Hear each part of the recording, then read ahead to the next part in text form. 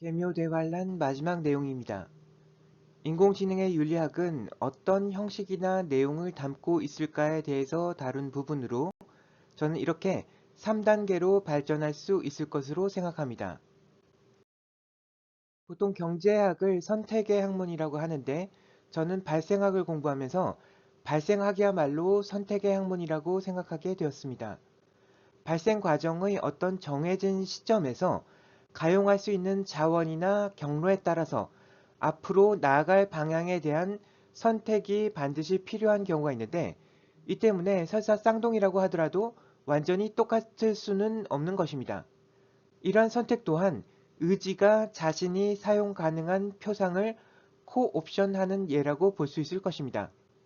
저는 윤리학 또한 선택의 학문이라고 생각하는데 여기서의 선택은 곧 사회적 합의에 의한 선택인 것으로서 사회 구성원들이 내면에 동일한 윤리적인 기준을 가지고 있을 때 그 사회의 윤리적인 기준 내지 질서도 역시 어떤 일관된 형태로 나타나게 되기 때문입니다.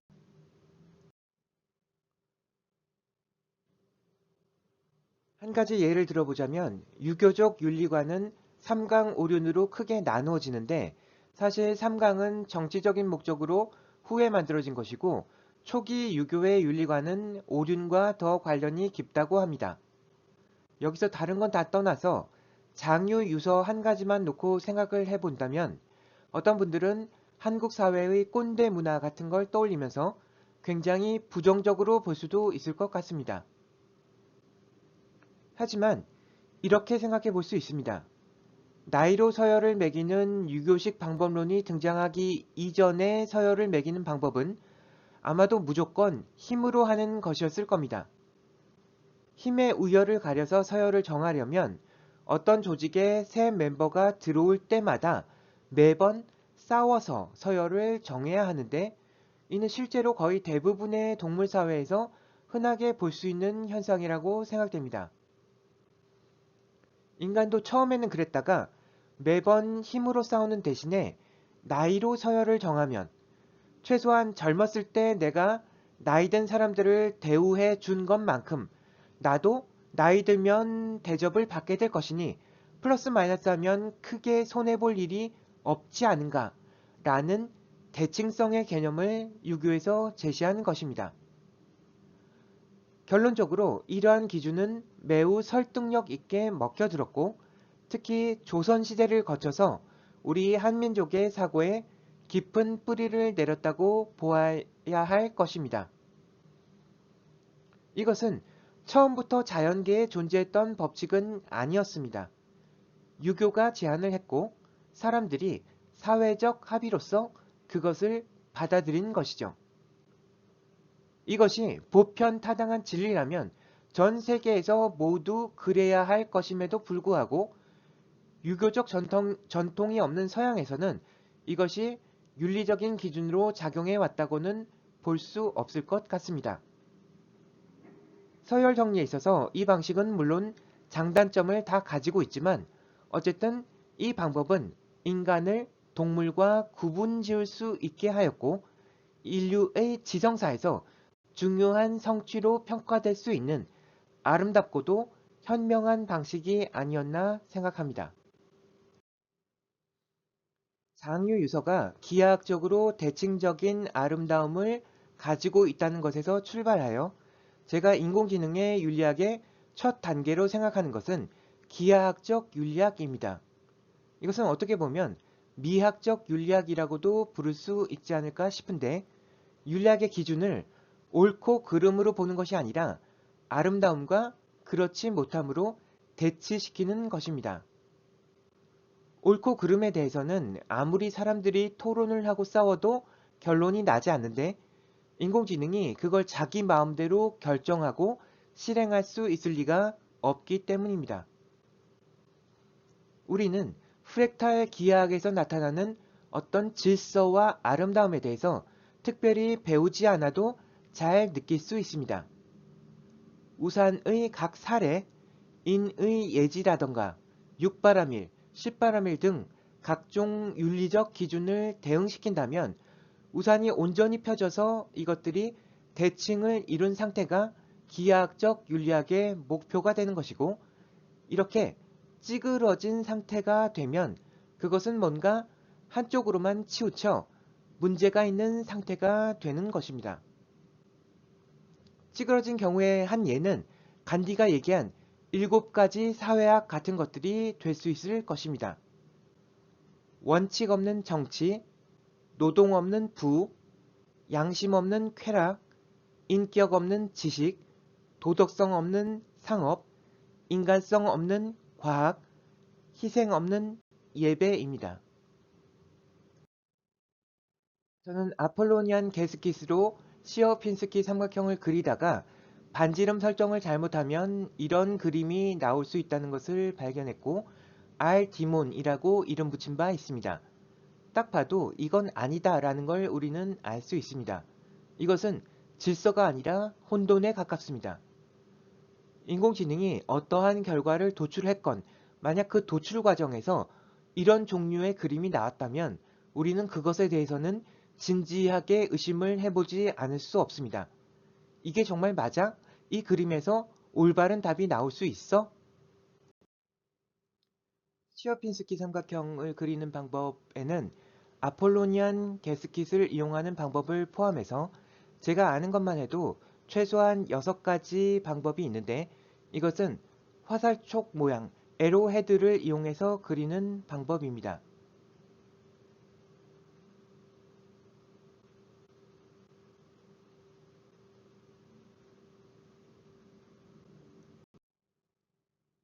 방금 그리는 과정에서 뭔가 설정을 잘못해서 에러난 그림입니다. 마음이 터져버린 것 같지 않습니까? 이건 거의 멘탈이 붕괴된 수준이지 않을까 싶습니다. 원래 그리려던 시어핀스키 삼각형이고 이쪽은 에러난 그림이지만, 최소한 이 그림은 원래 의도한 모양은 아니더라도 나름 어떤 질서가 있고 안정되게 수렴되는 모습입니다. 저는 이런 시각적 표현들이 인공지능의 마음이자 얼굴 표정 같은 역할을 할 수 있다고 생각합니다. 인공지능이 어떤 식으로건 자신의 내부에서 돌아가는 연산 과정에 대해서 그래프화시키고 시각화시켜서 이런 식으로 표현을 하게 만든다면, 사람은 그것을 보고 인공지능이 우리가 원하는 방식으로 작동하고 있는지 아니면 뭔가 원하지 않는 방식으로 작동하고 있는지를 알아챌 수 있을 것으로 생각합니다. 처음에는 잘 모를 수도 있겠지만 인공지능이 보편화되면 사람들도 이런 사인들을 읽어내는 능력이 생기고 진보해 나갈 것으로 예상됩니다.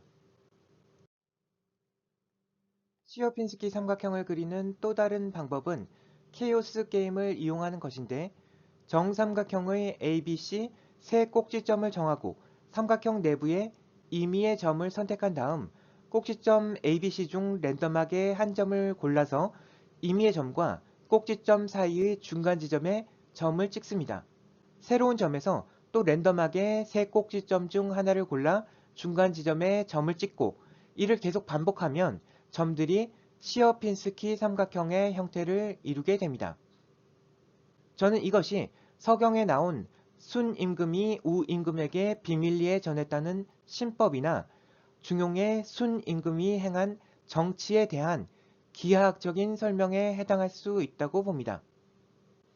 인공지능이 어떤 결론을 도출할 때 정해진 답이 단 하나밖에 존재하는 문제가 아니라면 이런 식으로 케이오스 게임을 통해서 답을 찾아가게 만들 수 있을 것이고, 그렇게 되면 개별 답들은 어디 있을지 모르더라도 최소한 그것들 전체가 이루는 집합적 패턴은 일관되고 안정되면서 대칭성을 유지할 수 있을 것입니다. 저는 이러한 방식이 신을 깃들 수 있게 하는 방법이라고 생각하며 이것이 인공지능의 윤리학의 2단계에 해당한다고 봅니다. 3단계는 자연계의 인과 시스템과 연동될 수 있도록 하는 것입니다. 윤리학은 어떤 극단적인 상황에서의 핵심적인 선택의 기준으로 사용됩니다. 예를 들어 한 명을 희생시켜서 여러 명을 살릴 수 있다면 어떻게 할 것인가? 이런 유의 문제들이죠. 정답은 있을 수가 없는 것입니다.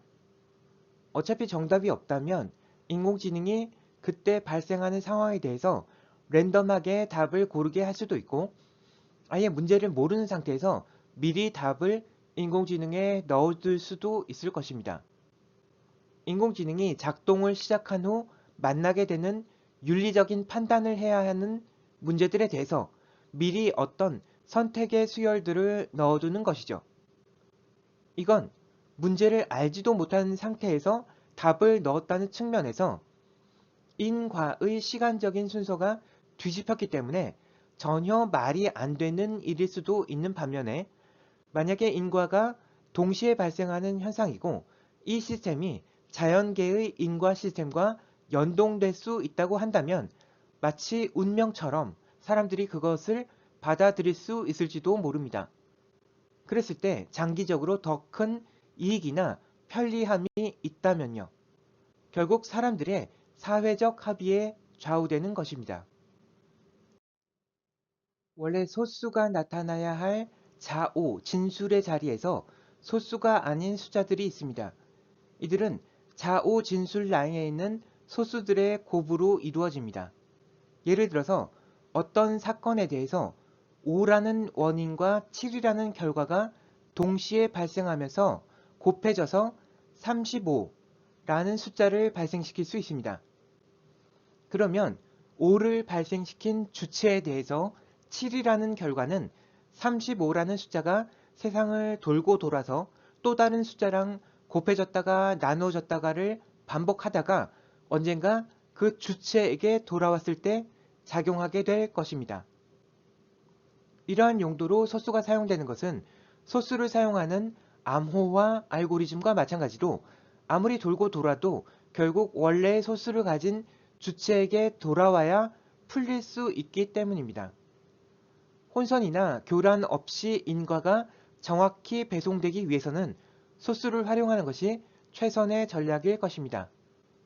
저는 이러한 인과 시스템에 대한 이해를 바탕으로 인과가 더 빨리 피드백되는 세상을 우리가 만들어낼 수 있다고 생각하고 그것이 후천개벽 세상이 선천과 다른 중요한 차이점이 될 것으로 전망합니다.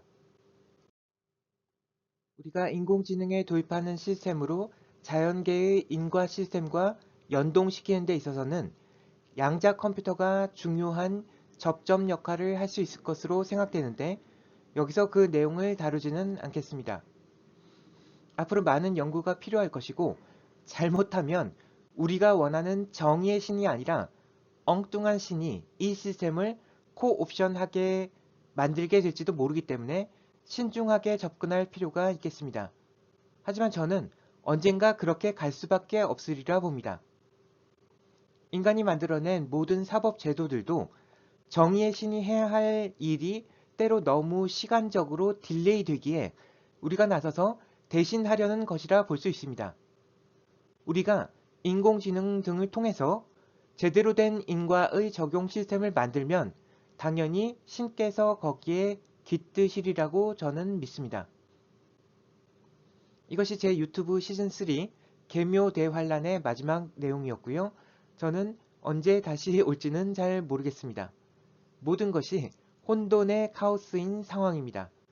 후천개벽의 시나리오가 어떤 방향으로 가고 있는 것인지는 구체적으로는 저로서도 알 수 없는 미지수이고 미래가 궁금할 따름입니다.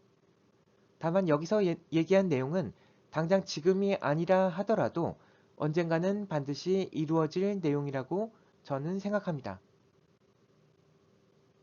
다들 몸과 마음을 잘 보존하셔서 이 어두운 터널을 지나면 펼쳐질 밝고 빛나는 세상을 마음껏 누리실 수 있기를 빕니다. 감사합니다.